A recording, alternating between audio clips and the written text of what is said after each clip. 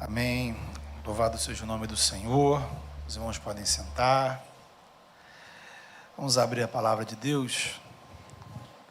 Segundo o livro dos Reis, capítulo de número 6. Segundo livro dos Reis, capítulo número 6. Nós vamos ler a partir do versículo 8. Abra sua Bíblia. Os irmãos estão aqui presencialmente, os irmãos estão aí acompanhando em casa, online, que você possa ter esse tempo, tirar esse tempo para meditar na palavra do Senhor. Faça suas anotações para você ir compartilhando aí durante a semana, sua própria meditação, para compartilhar nos núcleos. 2 Reis 6, a partir do versículo 8, antes de ler, vamos orar. Deus, em nome de Jesus, fala ao nosso coração. Pai, em nome de Jesus, que o Teu Espírito Santo, ó Pai, possa de fato atuar no mais íntimo do nosso ser, ó Pai. Pai, Tu conheces os complexos, as questões, ó Deus, que muitas vezes nos impedem de fato ouvir a Tua voz. Que o Teu Espírito Santo possa atuar poderosamente dentro do nosso ser, gerando em nós uma nova mentalidade, gerando em nós uma nova disposição, gerando em nós, ó Pai, uma nova condição, ó Pai, como servos e servas do Senhor, filhos e filhas do Senhor. Ó Pai, que o Senhor produza em nós algo realmente novo, algo bom. Ó Pai, que o Senhor crie em nós, ó Deus. Tua palavra é a palavra criadora. Ó Deus, que o Senhor venha criar dentro do nosso ser, ó Pai, gerar, transformar, ó Pai, fazer nascer, ó Pai, realmente algo do Senhor, algo novo, algo renovado, algo transformado, para vivermos a vida que o Senhor mesmo deseja para nós. Em nome do Teu Filho Jesus, no poder do Espírito Santo oramos. Amém. Segundo o livro dos Reis, capítulo 6, a partir do verso 8, diz assim: O rei da Síria fez guerra a Israel, e em conselho com os seus oficiais disse: Em tal e tal lugar estará o meu acampamento. Mas o homem de Deus mandou dizer ao rei de Israel: Guarda-te de passares para tal lugar, porque os sírios estão descendo para ali. O rei de Israel enviou tropas ao lugar de que o homem de Deus lhe falara e de que o tinha avisado, e assim se salvou, não uma nem duas vezes. Então, tendo-se turbado com este incidente o coração do rei da Síria, chamou ele os seus servos e lhes disse: Não me fareis saber quem dos nossos é pelo rei de Israel? Respondeu um dos seus servos: Ninguém, ó rei, meu senhor, mas o profeta Eliseu, que está em Israel, faz saber ao rei de Israel as palavras que falas na tua câmara de dormir. Ele disse: Ide e vede onde ele está, para que eu mande prendê-lo. Foi-lhe dito: Eis que está em Dotã. Então enviou para lá cavalos, carros e fortes tropas. Chegaram de noite, cercaram a cidade. Tendo se levantado muito cedo o moço do homem de Deus e saído, eis que tropas, cavalos e carros haviam cercado a cidade. Então seu moço lhe disse: Ai, meu senhor, que faremos? Ele respondeu: Não temas, porque mais são os que estão conosco do que os que estão com eles. Orou Eliseu e disse: Senhor, peço-te que lhe abras os olhos para que veja. O Senhor abriu os olhos do moço, e ele viu que o monte estava cheio de cavalos e carros de fogo em redor de Eliseu. E como desceram contra ele, orou Eliseu ao Senhor e lhe disse: Fere, peço-te, esta gente de cegueira. Feriu-a de cegueira conforme a palavra de Eliseu. Então Eliseu lhes disse: Não é este o caminho, nem é esta a cidade. Segui-me, e guiar-vos-ei ao homem que buscais. E os guiou a Samaria.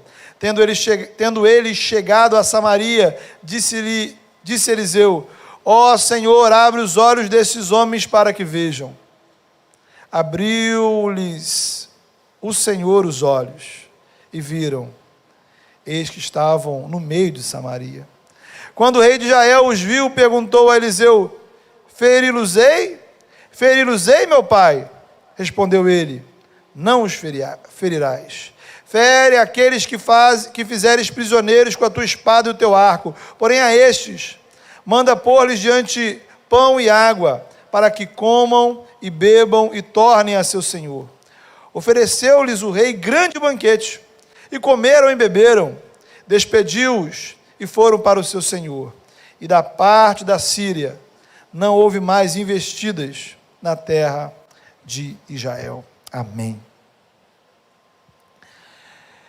Estamos, irmãos, diante de uma história de fé, mas também aí com um certo tom de comédia.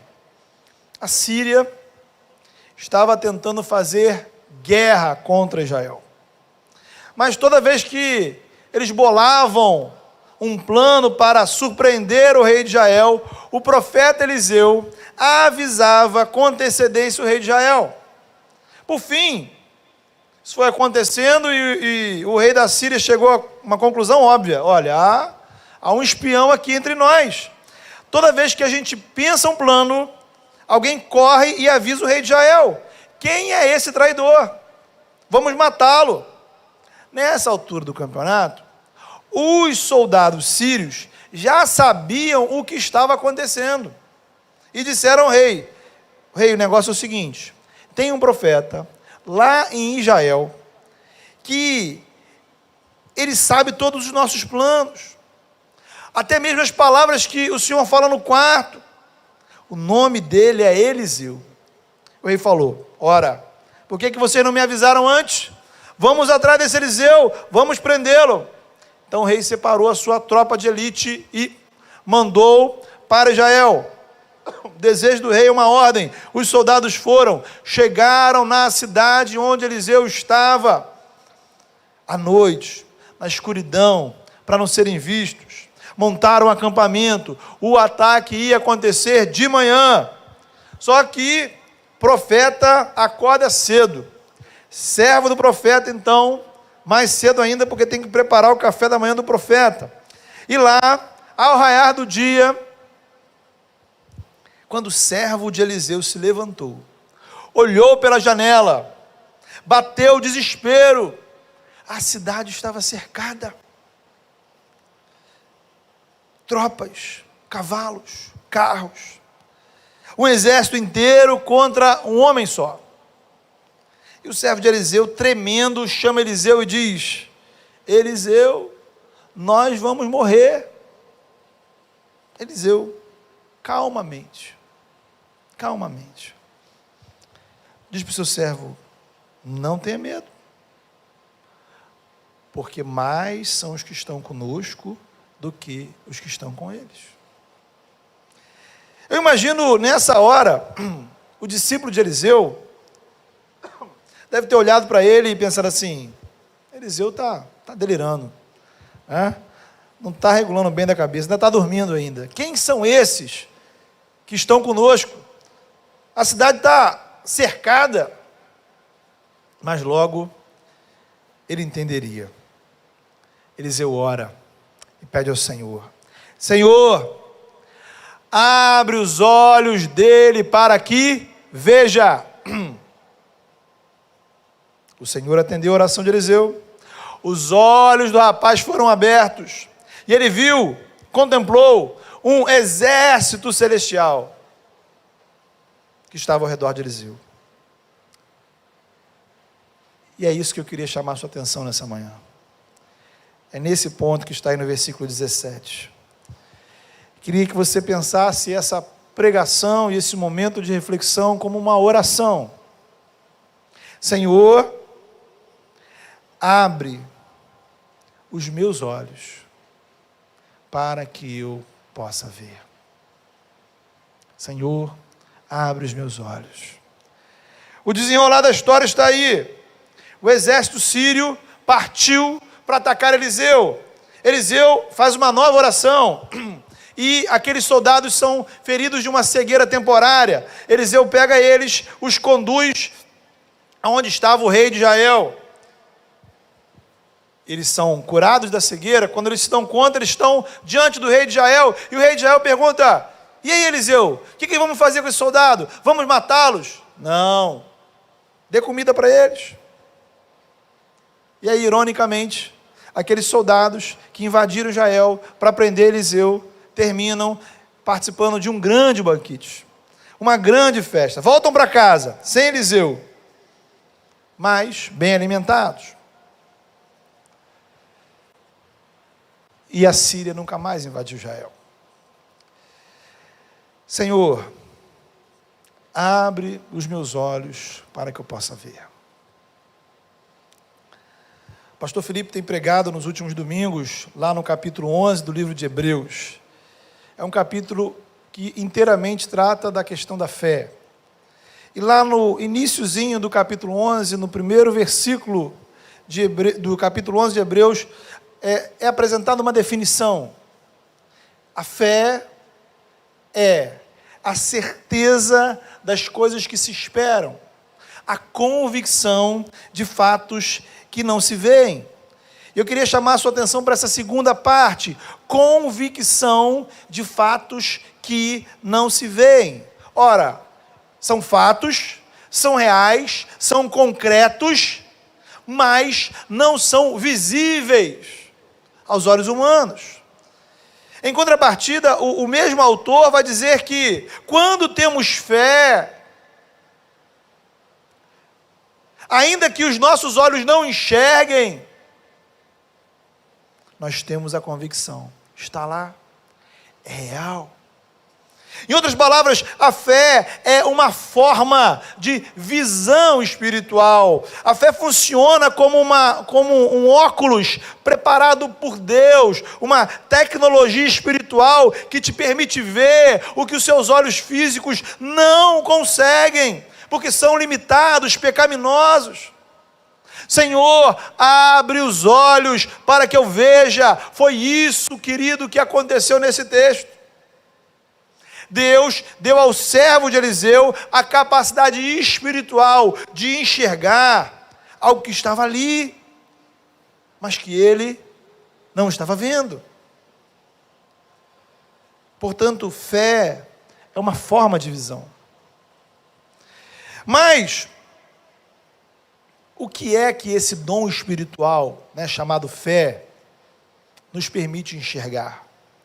Queria mostrar para você algumas realidades que somente são acessíveis por meio da fé. Ou seja, são realidades, são concretas, estão lá, mas você só consegue contemplar, perceber, visualizar por meio da fé. Em primeiro lugar, a fé nos permite enxergar a graça de Deus. A visão daquele exército celestial que estava ali ao lado de Eliseu, as tropas, os cavalos de fogo, mais do que uma demonstração de poder ou de força, significava que Deus estava com Eliseu. Deus estava com o seu povo. Servimos a um Deus que se importa conosco. A fé abre os nossos olhos para enxergarmos o amor de Deus pelas nossas vidas. Um Deus que nos ama a ponto de entregar o Filho dele na cruz. Como diz lá na primeira carta de João, ele nos amou primeiro.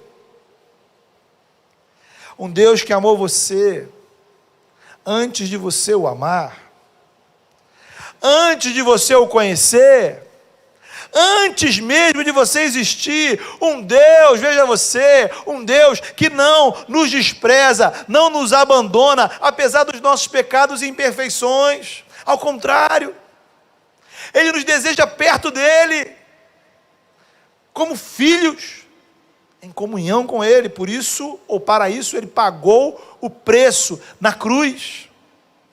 Por isso Ele derrama sobre nós o seu Espírito, por isso Ele manifesta a presença dEle no meio do seu povo, Por isso, um dia, Ele virá habitar conosco em novos céus e nova terra. Veja você que a esperança bíblica não é apenas que Deus construa um novo lugar para a gente, mas a esperança bíblica é que um dia o próprio Criador virá fazer morada conosco. Senhor, abre os nossos olhos para que vejamos sua graça, seu amor por nós. É disso que trata o Evangelho, querido. O Evangelho é um passo de fé, onde você se entrega a esse amor. Somos amados por Deus. Você não precisa provar nada para Ele. Você não precisa fingir ser alguma coisa para Ele. Não precisamos conquistar o amor de Deus, fazer por merecer o amor de Deus, chamar a atenção de Deus. Não precisamos esconder nossos segredos, nossos defeitos. Não precisamos medir as palavras. A única coisa que precisamos é o que Jesus nos ensinou na parábola do filho pródigo: correr para festejar com o Pai. Note você, Deus é apresentado por Jesus como um pai que tem o desejo, o prazer, a alegria de festejar com os seus filhos. Isso é relacionamento com Deus. Senhor, abre os nossos olhos para que vejamos esta festa que o Senhor prepara para nós. Peça ao Senhor nessa manhã: ó Deus, abre os meus olhos para eu enxergar o seu amor, o amor dele por mim, e para que vendo, eu me sinta abraçado, acolhido por esse amor. Primeira realidade, queridos, que vemos através da fé, é a realidade da graça de Deus, do amor de Deus por nós. Segunda realidade, que enxergamos por meio da fé, é o relacionamento com Deus. Isto é, temos um relacionamento que é consequência, que é resultado desse amor. Podemos dizer que o relacionamento com Deus, ele é caracterizado por duas dinâmicas: a dinâmica da comunhão e a dinâmica do serviço. Em outras palavras, a experiência da graça e do amor de Deus deveria gerar na sua vida uma resposta de amor, aliás, uma resposta de comunhão e de serviço. Comunhão e serviço como resposta ao amor de Deus. Pensando primeiramente na dinâmica da comunhão. O que é comunhão? Comunhão justamente vai ser o desfrutar do amor de Deus, o desfrutar da presença dEle. Queremos estar perto de quem nós amamos. Como é bom estar perto de pessoas que nos amam. Como é bom rir com nossos amigos, passear com a família, desfrutar da presença de pessoas que nos fazem bem.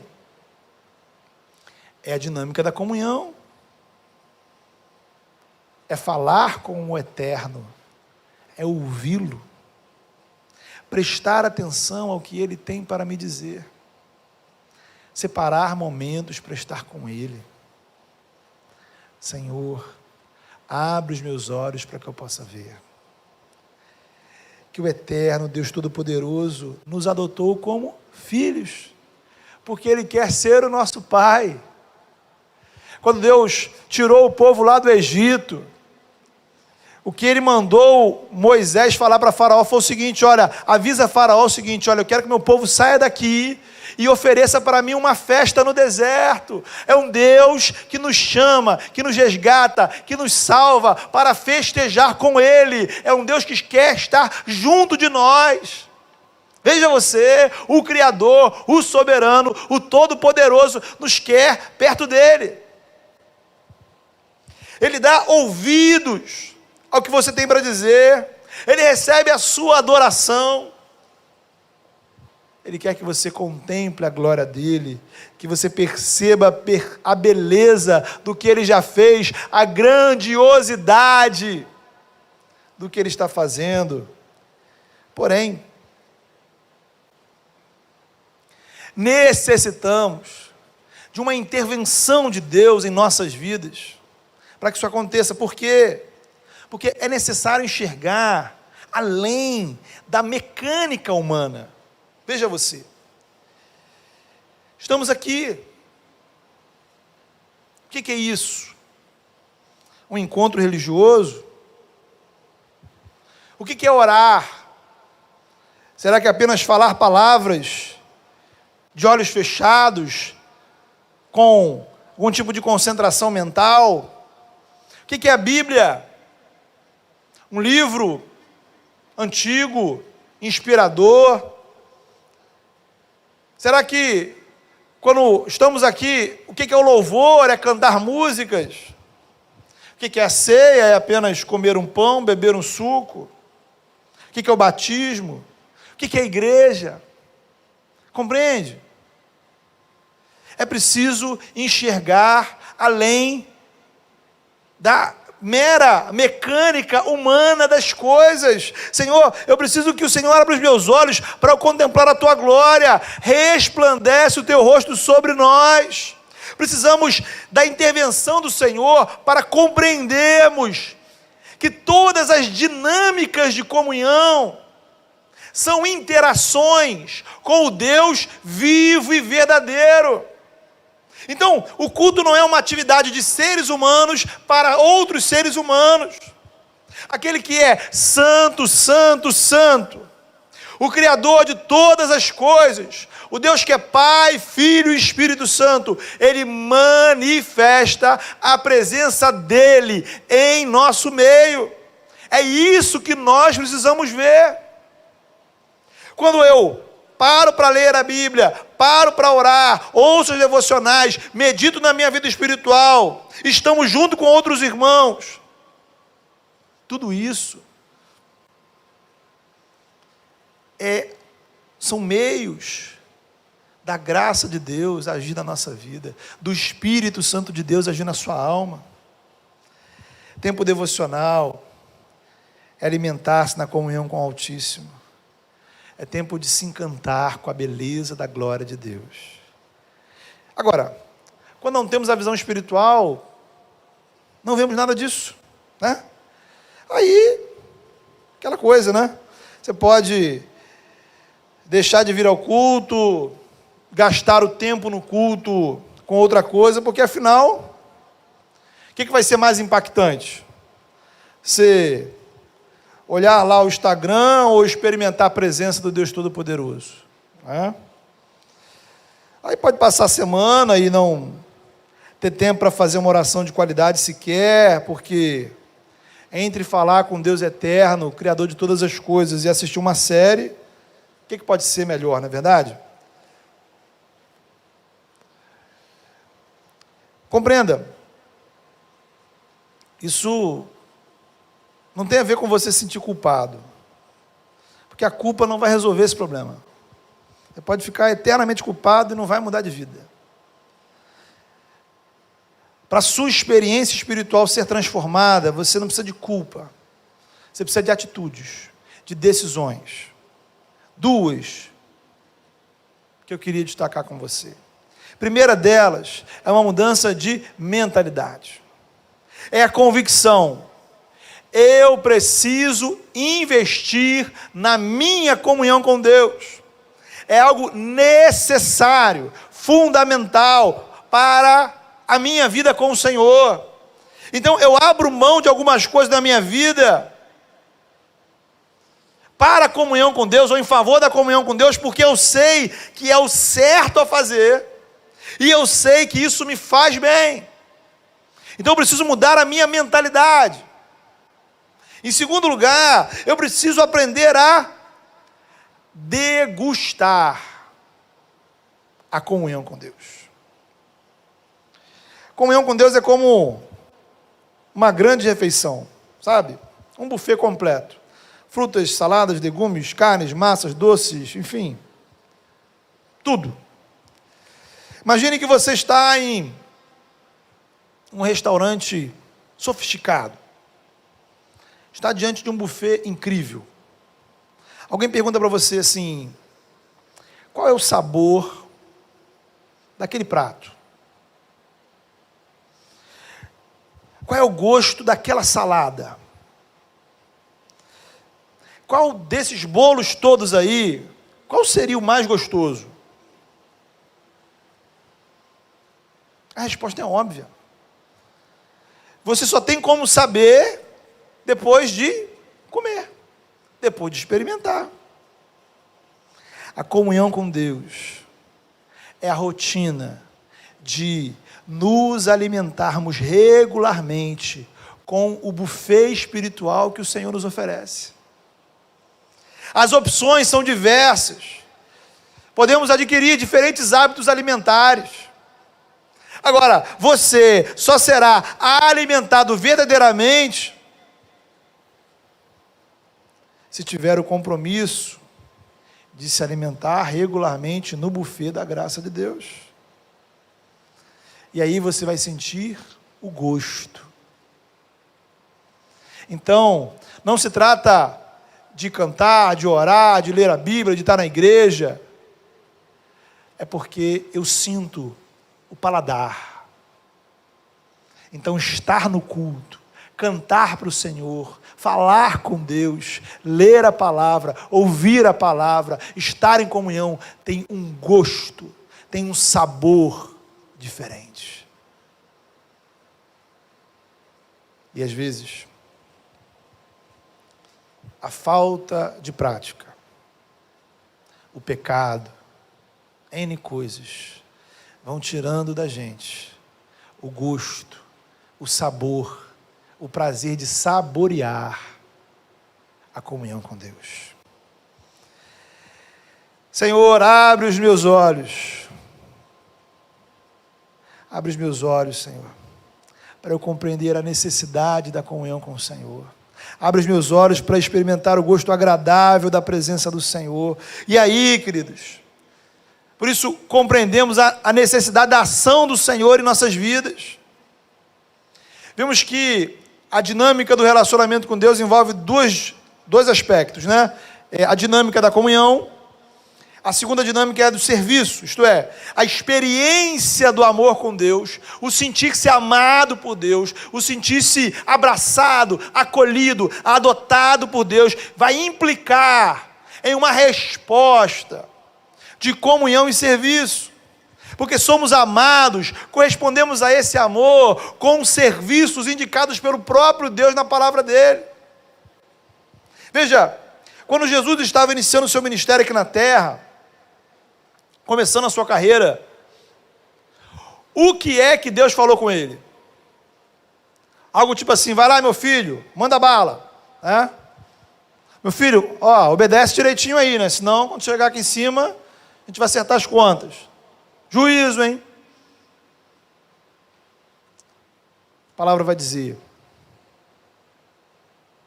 que Deus, Pai, falou para Jesus: tu és o meu filho amado, em quem eu tenho prazer. Jesus não foi servo de Deus para provar alguma coisa. Deus não amou Jesus, ou amava Jesus, porque Jesus se dispôs a ir à cruz. Ao contrário, Deus amou Jesus incondicionalmente, e porque Jesus amava ao Pai completamente, aconteceu a obediência. O nosso serviço ao Senhor precisa ter esta motivação. Servimos no reino de Deus, para a glória de Deus, motivados pelo amor de Deus. Servimos no corpo de Cristo, porque em Cristo experimentamos esse amor pela ação do Espírito. Servimos aos irmãos, porque eles são amados do Senhor e são instrumentos do amor de Deus em nossas vidas. Servimos a causa do Evangelho, porque através de palavras e ações, outras pessoas poderão experimentar esse amor. De modo que o combustível para servirmos a Deus na igreja e fora dela é a experiência do amor de Deus em nossas vidas. Daí a importância da gente investir na comunhão com o Senhor. Compreende? quanto mais eu compreendo a graça e o amor de Deus, quanto mais eu experimento o amor de Deus na minha vida, mais eu sou impulsionado a servir a esse Deus, porque eu estou transbordando, impactado com esse incrível amor. Agora, quando a sua experiência com o amor de Deus é uma experiência superficial, rasa, para não dizer medíocre, não há motivação, não há ânimo, não há disposição. Por quê? Porque você está diante de um incrível buffet, mas você não está se alimentando daquilo que Deus oferece a você. Pela comunhão com Deus, somos alimentados no amor. Pelo serviço, nós distribuímos, compartilhamos o amor de Deus. Querido, o lugar que devemos estar é o lugar onde servimos a Deus com dedicação, fidelidade, sim, mas com um coração repleto de alegria. Parafraseando, o que Paulo vai dizer, Paulo falará da contribuição, da oferta. Deus ama quem dá com alegria. A mesma coisa a gente pode falar sobre todas as outras coisas da igreja, da vida cristã. Deus ama quando os seus servos o adoram com alegria. Deus ama quando os seus servos o servem com alegria. Quando os seus servos oram com alegria. Quando os seus servos, sem reclamar, sem murmurar, mas com alegria, se prostram diante dele. E essa alegria vem de onde? Vem de um coração impactado pelo amor de Deus. Não servimos a Deus para provar alguma coisa, não servimos a Deus para receber alguma coisa, ao contrário, já recebemos. Ele nos achou dignos de participar do reino dele, e esse é o privilégio. Por isso a gente precisa orar: Senhor, abre os nossos olhos, para que possamos corresponder ao teu amor, com comunhão e com serviço. Terceiro ponto, onde a gente precisa da intervenção de Deus em nossa vida, para enxergar, é a visão do poder de Deus. Sabe, em inúmeras situações nós estamos como esse servo de Eliseu. Há um exército lá fora. Estamos cercados, vamos morrer. O que vamos fazer? O próprio relacionamento com Deus às vezes nos coloca diante desses conflitos. De onde eu vou tirar forças para ter uma vida devocional regular? Como manter a minha vida espiritual saudável nestas circunstâncias que eu atravesso? Como não sucumbir diante das tentações e pressões do mundo? Como dar um bom testemunho no meu trabalho, na minha escola? Como servir ao Senhor na igreja? Como atravessar o deserto da depressão, da ansiedade, das doenças? Como superar as crises? Crises no casamento, crises financeiras, crises emocionais. Como abandonar esse vício, aquele vício? Como perdoar essa pessoa? Como não devolver mal com mal? Enfim, como aquele servo de Eliseu, você se vê sozinho para lutar contra um exército de problemas que estão ao seu redor. Humanamente falando, o servo de Eliseu estava certo. Faltava-lhe a visão espiritual, a fé. Eliseu ora para que Deus lhe abra os olhos, e ele contempla o amor de Deus. Deus estava ali, o exército espiritual era muito maior. Deus é capaz de fazer por nós infinitamente mais do que pedimos ou pensamos. Queridos, o nosso desafio é superar uma visão teórica do poder de Deus. E aqui cabem algumas rápidas considerações. Note bem, Deus é poderoso, mas o poder dele não está a serviço das nossas vontades, dos nossos caprichos. Deus não é uma espécie de mágico da lâmpada, né, que está pronto para atender o seu desejo. Deus, ele é soberano, ele manifesta o poder dele, segundo a vontade dele, quando e como ele quiser. Também não precisamos, veja bem, de demonstrações do amor de Deus para que possamos amá-lo, né? Deus não está fazendo um jogo de que tem que fazer, nos dar presentinhos para que a gente possa se interessar por ele. Deus já manifestou o poder dele na cruz, em nosso favor, destruindo a maldição do pecado, derrotando as forças malignas, nos trazendo liberdade, perdão, te alcançando com graça, te fazendo filho, te concedendo a presença do Espírito, herdeiro da vida eterna, parte do corpo de Cristo. Então a graça de Deus sobre você, o amor de Deus sobre você, já está aí. Por outro lado, o poder de Deus, a palavra vai dizer, está acessível, veja você, acessível ao povo de Deus, aos filhos de Deus. De acordo com os propósitos de Deus, ele tem prazer em nos abençoar. Não dá para entender isso. Não é racional, mas é bíblico. Deus tem prazer em nos abençoar.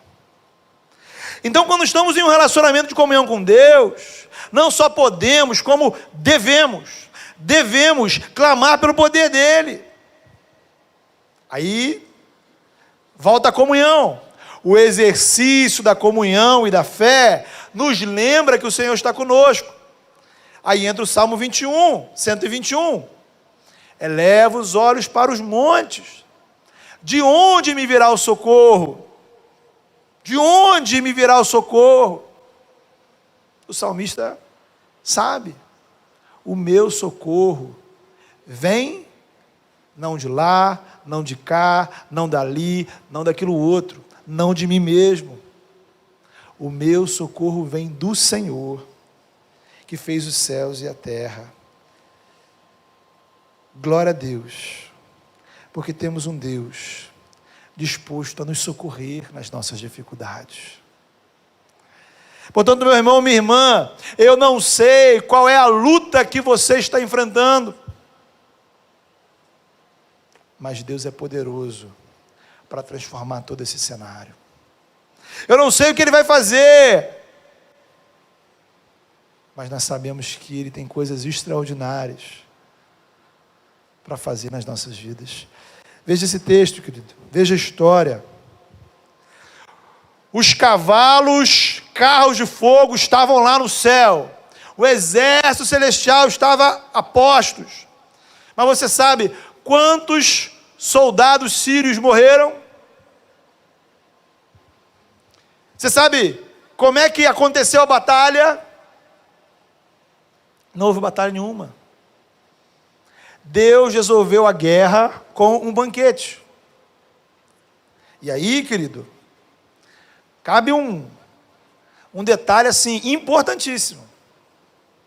Porque tudo aquilo poderia acontecer, teria acontecido, sem que o servo de Eliseu tivesse aquela visão. Compreende? No final das contas, a visão que o servo de Eliseu teve não alterou o rumo da história.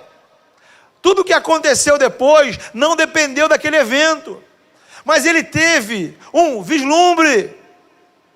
Deus deu a ele a graça de ver que o Senhor estava com ele. É isso, é disso que se trata. A gente não sabe como Deus vai resolver os problemas, a gente não sabe o que Deus vai fazer, mas o que a gente precisa saber, ver, visualizar, o que muda o estado do nosso coração,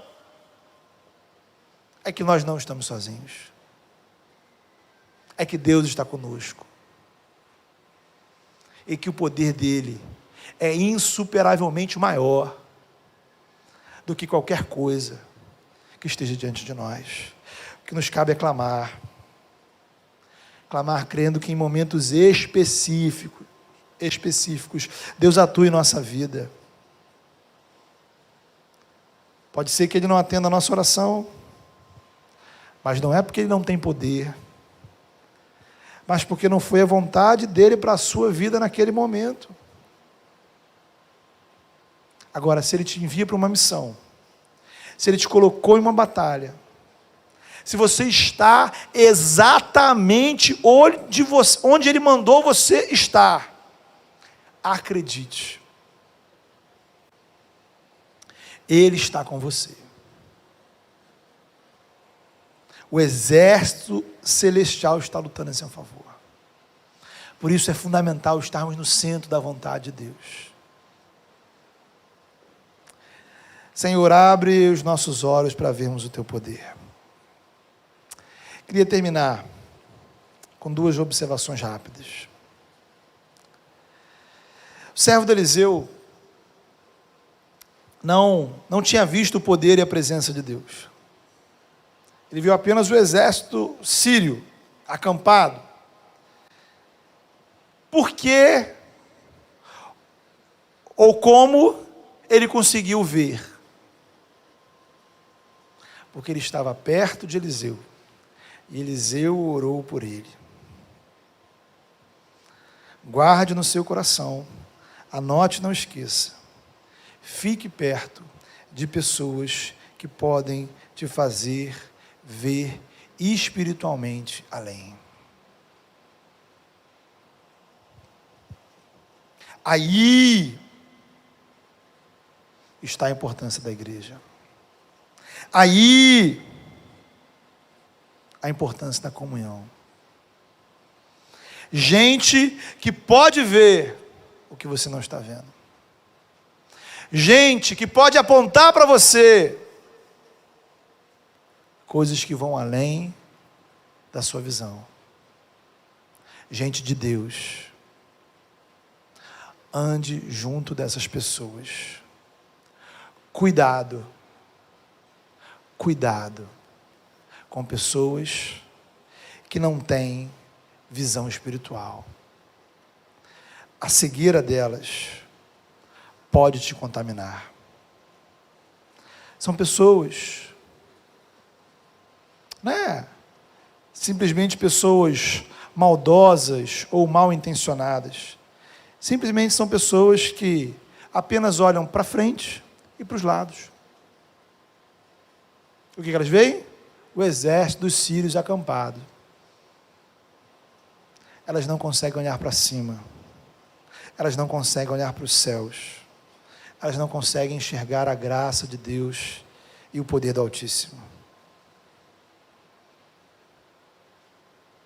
Ande junto de pessoas que podem te fazer ver espiritualmente além. E se após tudo isso que a gente falou, você ainda se considera cego, não tem problema. Glória a Deus, porque a boa notícia é que há cura para a nossa cegueira. Assim como Eliseu, nós hoje, aqui, agora, vamos orar, como você também pode e deve orar. Senhor, abra os olhos dele, dela, para que veja. Apocalipse capítulo 3, Jesus diz algo incrível, ele vai falar o seguinte: olha, comprem de mim colírio, para que sejam curados da sua cegueira. A cegueira total, quando a gente não vê nada. As cegueiras parciais. Mas o Senhor tem colírio para limpar os seus olhos. Em nome de Jesus. Hoje você precisa sair daqui vendo, enxergando a graça de Deus, o quanto Deus te ama, e o quanto Deus quer você perto dEle, o relacionamento que Ele te propõe, não um relacionamento baseado em obrigação, não um relacionamento baseado em provar alguma coisa, mas um relacionamento que é consequência desse sentir-se amado, alcançado, acolhido, adotado. Que você veja o poder de Deus sobre a sua vida. Vamos orar? Feche seus olhos.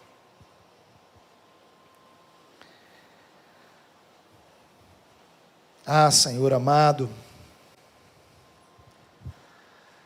nos cabe orar nessa hora, Senhor.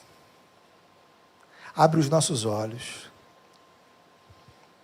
Enfaticamente, Senhor, nós pedimos, abre os nossos olhos. Abre os olhos do teu povo, Senhor. Abre os olhos, ó Pai, daqueles, ó Pai, que estão com a sua mente e o coração, ó Pai, angustiados pela realidade. Abre os olhos, ó Pai, daqueles que só estão vendo, ó Pai, o que está à sua frente. Abre os olhos, ó Pai, daqueles, ó Pai, que ainda não contemplaram o teu amor pela vida deles. Abre os olhos, ó Pai, daqueles que não conseguiram ainda ver, ó Deus, a tua graça, a tua providência. Abre os olhos, ó Pai, daqueles que ainda não perceberam, Senhor, o que Cristo fez por eles na cruz.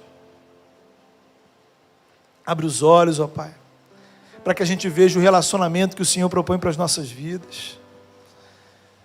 Abre os olhos, ó Pai, para que a gente possa desfrutar, se alimentar dessa comunhão maravilhosa. Abre os nossos olhos, ó Pai, para que a gente possa redescobrir o sabor, o gosto, ó Deus. Que tenhamos, ó Pai, um paladar espiritual apurado. Que possamos estar alimentados em rotinas de comunhão, Senhor. Que possamos, ó Pai, nos dispor para o serviço, porque somos, ó Pai, amados pelo Senhor. E que o teu amor, ó Pai, completo e restrito, possa inundar o nosso ser, o mais profundo da nossa alma, lavando, ó Pai, tudo aquilo que não pertence ao Senhor. E assim a gente te sirva com alegria, Senhor. Ah, Pai, abre os nossos olhos, abre os olhos da tua igreja, para que a gente veja o teu poder, para que a gente possa ir além. Ó Pai, restaura a visão daqueles que um dia viram, Senhor. Restaura a visão. Ministra o teu colírio, Senhor, sobre os nossos olhos. Daqueles que antes te amavam, daqueles que antes te serviam, daqueles que antes tinham temor do Senhor, daqueles que antes tinham alegria, Senhor, em te servir, estar na tua presença, daqueles antes, ó Pai, que levavam a sério, ó Pai, o relacionamento com o Senhor, daqueles, ó Pai, que perderam, Senhor, o gosto pela comunhão contigo, daqueles que deixaram de contemplar a beleza da tua glória. Ó Pai, visita-nos como esse colírio espiritual. Ó Pai, faz desta igreja, faz de cada membro desta igreja, Senhor, que possamos caminhar, não por aquilo que os nossos olhos veem, mas que possamos caminhar, Senhor, com visão espiritual, para a glória do teu nome, em nome de Jesus. Abre os nossos olhos, Senhor. Amém.